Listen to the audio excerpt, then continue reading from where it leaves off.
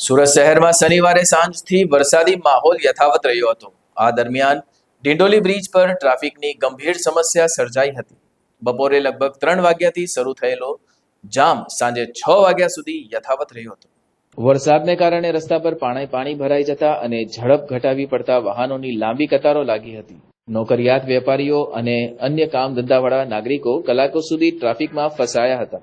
ઘણા લોકોને તેમના ગંતવ્ય સ્થાને પહોંચતા 2.5 કલાકથી વધુનો સમય લાગ્યો હતો। ડિંડોલી નજીક ટ્રાફિક વ્યવસ્થા સંપૂર્ણ ખોરવાઈ જતા પોલીસને હાથ પગ ઉપાડવા પડ્યા હતા। પોલીસ કર્મચારીઓએ જામ છૂટવા માટે વાહનોને વૈકલ્પિક માર્ગો દ્વારા દોરવાનો પ્રયાસ કર્યો હતો। જો કે વરસાદ વચ્ચે લોકોને મુશ્કેલીનો સામનો કરવો પડી રહ્યો છે। શહેરના ટ્રાફિક વિભાગના અધિકારીએ જણાવ્યું કે ડિંડોલી બ્રિજ પર જામ થવાનું મુખ્ય કારણ વરસાદ અને મોટી સંખ્યામાં વાહનો છે। અમે વૈકલ્પિક માર્ગો સૂચવ્યા છે અને માર્ગદર્શન આપી રહ્યા છીએ। જનતાએ શક્ય હોય ત્યાં સુધી ટાળવા જેવી બાબતો અંગે વિનંતી કરીએ છીએ।